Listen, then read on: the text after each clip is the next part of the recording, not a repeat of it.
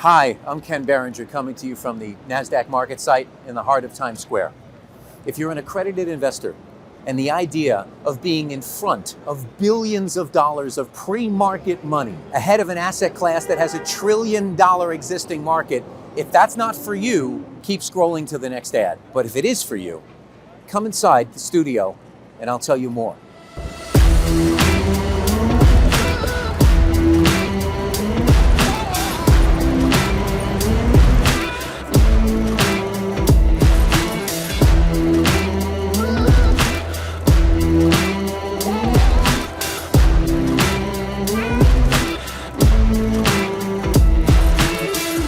What can we be involved in that can really grow and protect us in the future? Well, look, here's the facts. While we were out selling before the next bubble popped, $1 trillion market was being eyed by professional money. Now that market is water. Now water, think about it as a commodity. If it's done right, it could trigger the biggest wealth creation event of our lifetime.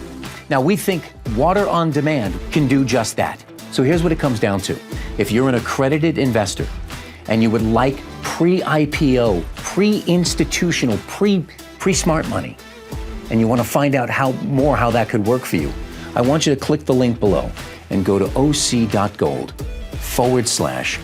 Ken.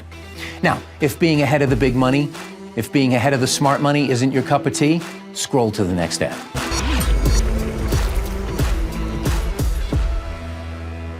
Well, I'm just going to scroll to the next ad. That's it. I'm going to scroll to the next ad because that was a good video. I enjoyed that video. I actually thought it really made the point clearly and crisply, what we've been saying all along. So a good job there with Ken in New York last month. And of course, there's more to come. You can see that I was in New York 5 minutes and I had a bad attitude already. I was back for 5 minutes. What are you talking? Bad attitude. Good attitude. Good attitude. Big attitude. How's that? There you go. All right. Thursday, May 11th, and it is briefing number 211, the World's New Water Network, and the usual disclaimers. So we got into the news on Water Online, which is the leading water trade. And this is some good positioning because the problem is, of course, that, the media is all about consumers. So they're focused on people, and we're focused on business. So how do you make the two work? So this was actually pretty well done, I thought. So how can we fix the nationwide problem of lead poisoning? It talks a little bit about how lead is, damaging to growth and learning development, et cetera, et cetera. And then it gets into our point of view, where I talk about how most states have DNF grades, and really it's a scandal. So the lead exposure is bad. There's no safe level of lead in a child's blood, period. Now, you can get the lead out of people's bodies, but it's difficult and most people don't know how. It basically consists of taking all your minerals out and then you have to replace the minerals. You don't want to try this at home. So the bottom line is don't get the lead into your body in the first place. Learning, behavior issues, nervous system issues, slowed growth, lowered IQ. And then we have also the problem with underfunded infrastructure, which we've been saying for a while now, which because of the way the system is built, the least wealthy communities are at the end of the line and they get the worst water, including higher blood lead levels. That is a scandal. Obviously, recognize the problem. We need point of view solutions. In other words, have the filtering right there. Unfortunately, the lead is in the pipes. It's a done deal. So then have filters when people drink the water at home, et cetera. You can send kids to school with filtration, et cetera. And then we talked a little bit about how we can help by actually helping businesses treat their water right where it's made dirty, reduce the burden on central systems. So this was a very good policy piece in, as I said, the nation's #1 water trade. James Wright says that is our we get stuff done, no BS aptitude. Right on. Back in 2021, this was a very good article, and we're revisiting it now. The world's first trillionaire will be an investor in water. All right, what are we talking about here? It basically, the story is that Kara Swisher in 2020 said that the world's first trillionaire will be a green tech entrepreneur. The CEO of Klir, David Lynch, says actually it won't be in the space, e-commerce, information tech, or fintech. It'll be in water. He, of course, is a software guy, so that's what he's about. But let me point this out, that we are actually combining water and fintech, and to a certain extent, information technology in one package. So how does this work? Well, first of all, he makes a very good point that people think you can just solve, infrastructure upgrade, et cetera. The problem is, as we know, number one is not enough investment in the central systems, which means, what do you do? Meanwhile, venture capitalists have been focused on shiny, cool stuff, environmental, social governance, infrastructure upgrades, et cetera, which are not enough. Now, here it says VCs are poised to lead the witness here with investments in SaaS-oriented, software as a service-oriented ventures, which is a great idea. And so what he's really pushing is software-powered solutions, which actually we're totally in favor of. I'll talk to you about that in a second. But the bottom line is, and this is very important to understand, is the world is starting to recognize that the funding infrastructure in place to invest in software and technology ventures, as well as flashy climate tech startups, can be applied to water. And of course, there's all kinds of best practices on how to do it. And he makes a very good point that it's very regulated and fragmented. So again, what do you do about it? Well, how do you unite it? That's the problem, right? And so there is an opportunity here, according to Lynch, that we're shifting into a better market. And part of this is decarbonization, which to my mind is a complication for water. Already we're trying to get the clean water, and now we're trying to get sustainable. The good news is that when you do treat the water at the point of use, you are actually saving on greenhouse gases. We did the case study a few years ago around that hotel installation, and we showed how that was so with the numbers. Very good case study by Dan Early. Well, here we go. The world's first trillionaire might have strategic and early investments in water innovation to thank for it. They might invest in water's first unicorn, or lead that company to its illustrious position as a founder, board member, or C-suite. What our position is that we're less interested in making a trillionaire. We're interested in a tight group of incredibly dedicated investors who are working together and who will share in these benefits. Believe me, when you're talking about $1 trillion, it breaks down into a lot of billions. Not a problem. I've always felt that way. Bob Roos says, Riggs, you're planning on being that trillionaire. Actually, no, I personally like to share. The people in my company know that we have a restricted stock plan that our funders have told me, Riggs, just take care of yourself. Well, actually, the way I did it is every single person in the company has the restricted employee shares. And that's how I like to do it, because I like to have people come along with us. And Robert Baxter is doing the math for us, 1,000 billion. Indeed it is. Lots of billions. Billionaires. Yep. Lots of billions. All right, here's our commentary. So it's all about scaling down. Software like Klir, which is this guy Lynch, will be scaled down to local businesses. And that's where the trend is. Public utilities are dinosaurs. They have their role. Absolutely, we don't want to replace them in distributing fresh water, but they can't process all that toxic sewage. And that is choking us and creating incredible public health problems. Most of it from industry and agriculture. World Bank, this isn't it always about the wealthy? Central utilities favor the wealthier users. And here it is. The piped water access helped the poor. As you can see, the bottom 40% got improved water supply. The top 60 got more piped in water. So yeah, they did better. And then also improved sanitation, literally almost doubled between the bottom 40 and the top 60. That is a problem. So they get better water and they get better sanitation. This is the problem with a centrally planned water system. Imagine that, benefits flowing to the wealthy and the poor get shortchanged. Sanitation failures affect us all. And we know that you can't control your aquifer. Your aquifer hits you everywhere. Now, here's what's interesting. And this reinforces our point of view again. This is the percentage of wastewater spending as a share of government expenditures.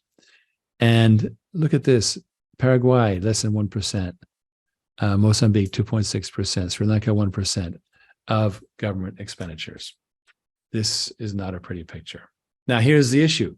More money isn't coming anytime soon from governments. Solution then is to help industry and agriculture do their own water treatment. This is our solution. It's elegant. It works. When you look at it, it's the only solution. Our mission is, first of all, we are a breakthrough, highly scalable water-to-water systems product line, combined with investor financing that can return annuities to investors. That is the model. It's clean, it's simple, it's equitable, and that's water on demand. In order to give you an idea of the scale of the problem, I thought I would zoom in on Africa. I also wanted to do India, but that'd be a whole other CEO briefing.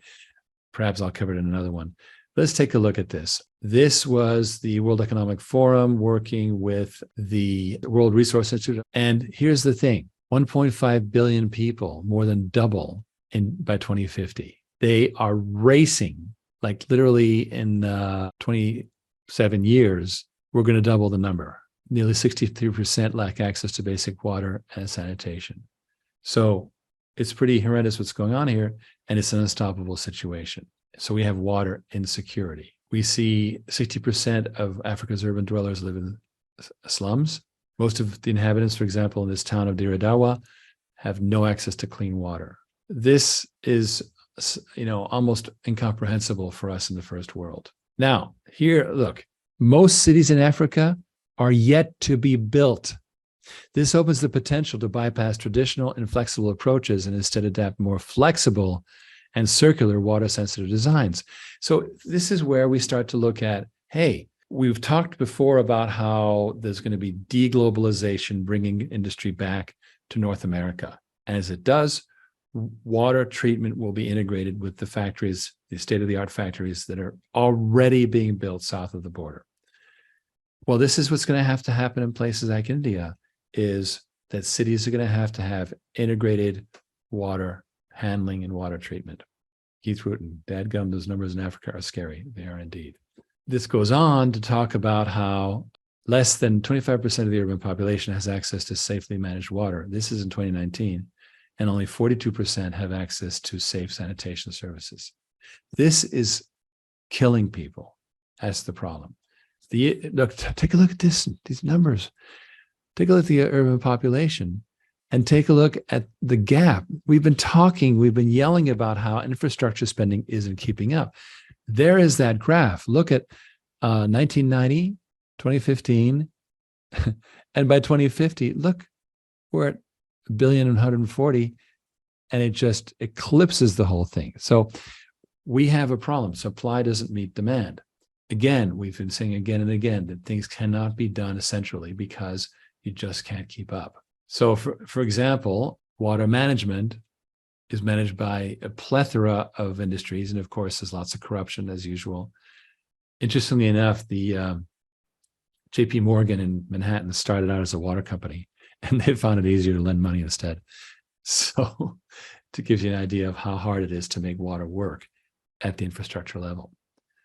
All right, change how cities are built. Again, use decentralization as the tool. Just like how we did landlines in Africa, where we didn't put in a big central infrastructure, we just made it towers and smartphones. That's how it goes. And so we can work on things like water conservation, which that's a really good central thing to do, channeling water, et cetera. Absolutely. There's no question that central work has to happen. But treat the water well. Combination of engineered solutions with making nature work for you. Those of you who live in Los Angeles know that we've moved from these giant concrete waterways that are designed to channel the water into the ocean to a more absorbing model where the water gets absorbed locally. It's actually far better. That's the kind of thing we're talking about. And so we get these various ideas. These are things that are happening: more tree planting, more green spaces, green roofs, wetlands, and restoring mangroves in coastal areas. These are all wonderful ideas. We still have the filthy sewage water to deal with, and that still has to happen, we believe, right where people make it dirty. So great ideas. These are fantastic. The problem is, of course, that it is I'm going to say it, drop in the bucket. This is a great article, but it's long. I'm not going to keep giving you a hard time. But think about this. Residents of Mukuru, and this is, again, where the poor gets really shafted, they pay almost double for water than the people receiving piped water. So we have to move to water pipelines from trucking. Again, that is something that the cities can do. We do believe that the drinking water and the management of floodwaters and so forth, that is really good job for the cities. Managing the black water is something that has got to happen right where it is treated and made dirty, because that is the source of the disease. That's how we get 6,000 kids a day dying and so forth. It is this problem of toxic water. And Ken and I run into this all the time. People are like, oh, it's all about the water coming, from the Colorado River. Yeah. Water's coming in, there's droughts and so forth. But you've got to take care of the water and not just throw it away dirty. Because if you treat it properly and you recycle it, now you relieve the droughts, but you're also being a good steward. And we believe that is not going to happen at the central level. Keith wants to, are we going to lobby that all new development areas of housing be decentralized? This is a really, really good question, Keith. What we're doing here, 25 years ago, Dan Early was, preaching in the desert. He was a prophet of decentralized water. Nobody was listening to him, and he just worked on it and worked on it and worked on it. 2018, we recruited him to become part of, because we saw the future of decentralized water treatment. And he's constantly doing webinars. He's evangelizing to consulting engineers right on the ground. So the lobbying happens right there where an end user goes, I have a problem with such and such. And the engineer goes, why don't you use a modular water system? All you got to do is put down a pad and, pipe in water, and they'll come with the thing, drop it in place, plug it in, 6 hours later, you're up and running. You saw that coverage of the system we put it in place in Moscow, Pennsylvania. So that's how it happens. It happens not by, going to Sacramento and spending, lots of money buying people off. It's done by showing how it's done on the ground and then increasingly being adopted. For example, we're working with a nonprofit that is in Texas that is doing tiny homes as a solution for homelessness. Well, they adopted the modular water system solution. They first hired us for engineering services to study it, and then they have adopted it, or at least they plan to. It's in the process of being funded. We plan to work with them because they're a nonprofit, and nonprofits are always raising money, right? So the point I'm making is that this becomes the natural solution, and that increasingly, rather than spend the millions of dollars to try and connect to the city and the city doesn't want to, instead, you just make it self-sufficient and everybody's happy. It's less expensive in the long run. There's massively less capital expense, and it just plain works. This is what stuff looks like, as you know, in Africa. You've seen these photos before.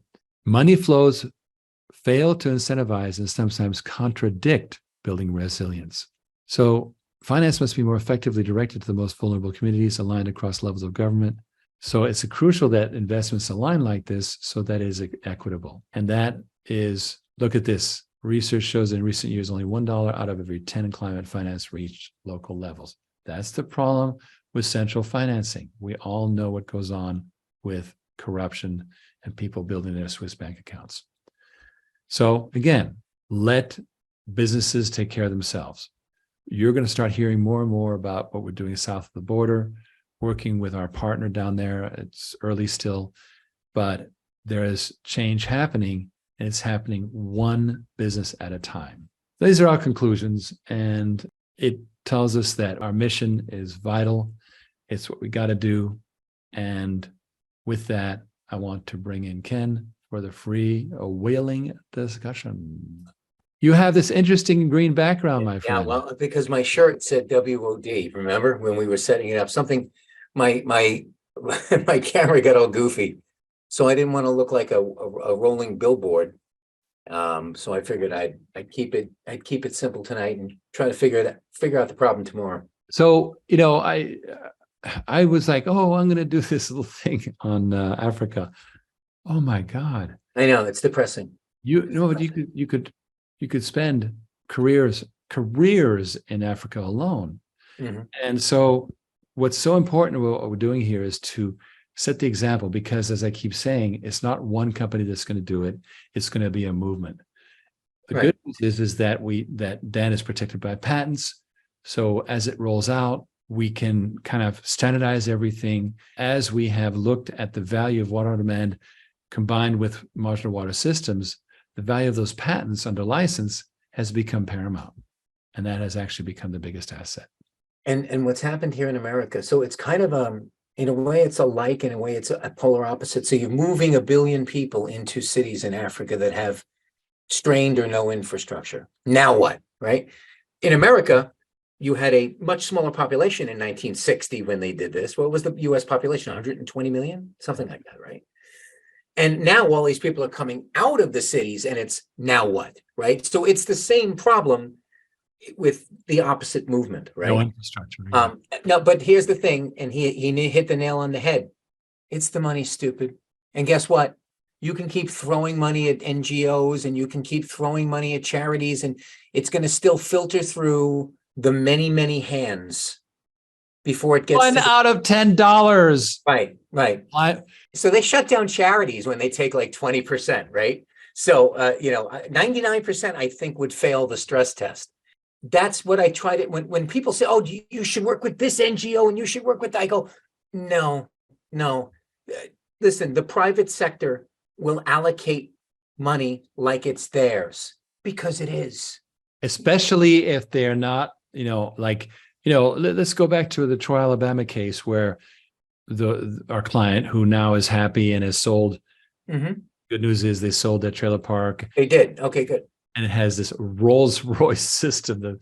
But the problem that they had was the city of Troy would not take their sewage. Nope, we're not connecting you. You can't connect. Not my problem. But were people sitting in a building? Yes, it's their mobile homes, but you're not going to take us? Nope, can't do it. And literally, the self-sufficiency was required. We're going to see this more and more. We just had the another mobile home park, excellent installation, that was up and running like that. So this stuff is happening very right. You get that first one done, and then it's boom, boom, boom, boom. And look, here's what's interesting: the 10K MBR, that membrane bioreactor. Membrane bioreactor, the housing project. That's what I want to do with my lot, right? And that was before. Remember, we came up with the idea. Oh, I'll put it here. I can build homes around it because there's no. Now, other builders. I believe that the escape to the exurbs. I believe that it's been very limited. It's been gated via its distance to the city because of the lack of attainable to create sewage. I believe the exurbs now can be much more readily populated, and there is a massive economic opportunity to bring suburbs out to exurbs, right? People are leaving the cities, they're going to the suburbs. The people that are living in the suburbs are going, who are these clowns? I'm out of here, right? And they're moving even further away, and now they can do that. And of course, right now in America, it's generally more affluent, right? It's the more affluent that are doing that. But I see tiny home communities, things like that. These will be the gold standard in 5 to 10 years. Well, they're seeing it as a better financial deal already right now. Sure. And what we're seeing also is that the consulting engineers are looking at the math and they're going, well, this is a no-brainer, and it's actually creating commercial opportunity. I think a couple of briefings ago we played the Denison, Texas, where revelation was made. That is a booming, North Texas is a booming part of Texas. And literally there's no time to make infrastructure, none. And so you have two problems. Number one is booming areas have no, like here in Florida or in Texas, North Texas, have no time. And then the areas that are underserved that have problems, they have no money for infrastructure. Mm-hmm. So like this is what we're seeing, for example, south of the border. We win by specifying these integrated water treatment systems right there with the factory, the housing development. Sure, pitch the job, right? And by the way, it's $1 million, but you don't have to pay for it. Oh, okay, right. You want to talk about a captive audience? It's masterful. Exactly. I know math doesn't lie, Keith. Numbers don't lie. All right. I wanted to do something very important here. Share a screen. Many of you see there's a Zoom survey. We like the information. The information is very helpful. So please do fill it out. Now, also, Ken is there to discuss, and he's frankly become more and more and more and more. I think shall we say, data enabled. You've got more and more data sets to work with in your discussions with Sure. people who are looking at investing in this new space. Sure. I think in the last 30 days, the amount of really incredibly valuable data that we've had at our disposal now it's a godsend for me, because it's enabled me to really flesh out the entire picture. And yes, to answer your question, the non-accredited offering is currently still in place for a very short period of time. I don't know if that was, I missed who asked. It's, but James Wright is asking. James, yeah, it's in place for a very short period of time. This is the preview. I want to make it clear. The crowdfunding project is valid for a year. Because of things happening with water on demand that we're not free to discuss, we had to establish a preview phase. Mm-hmm. And that's what we're in right now. Now that preview is kind of elastic right now because of other things happening. And then it will no longer be, but it will come back. The water on demand crowdfunding offering has the potential for coming back. I'm not saying it will, because there's other factors, such as the corporate structure of water on demand in the future, but it has the potential for coming back. My best advice is, if you're interested in investing as an accredited investor, do so now. Go to oc.gold/blue, oc.gold/blue. And the offering circular is oc.gold/offering. And if you're an accredited investor, go to oc.gold/Ken. And you will get access to the man who is made of water. I'm Aquaman.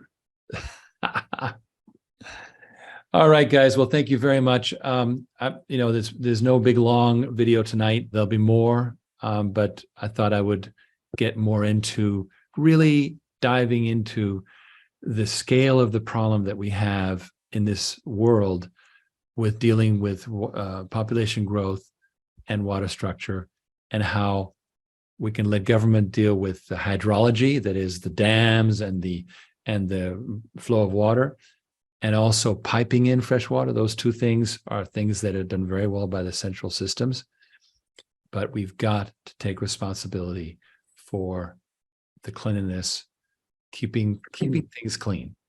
And look, and just to further the Lynch quote, I don't know if you read it or if it appeared on the screen. I was looking at some of the comments, but Lynch in that piece he did, he said, look, the world's first trillionaire will be an investor in water. He said, not fintech, not space, not IT.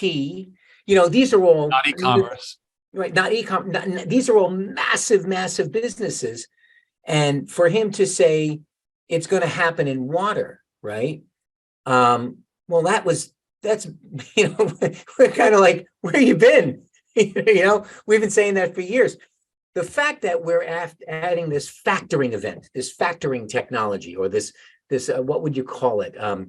this scaling technology of fintech to it, I believe, is really the coup de grace. Yes. I think we covered what we needed to cover this week. You guys and gals are the very, very best. Thank you. Have another great evening. We are barreling towards an amazing summer. I can't believe we're doing such amazing work, and it is with your support. Thank you, Good Tony. night. Good night, everyone. Good night.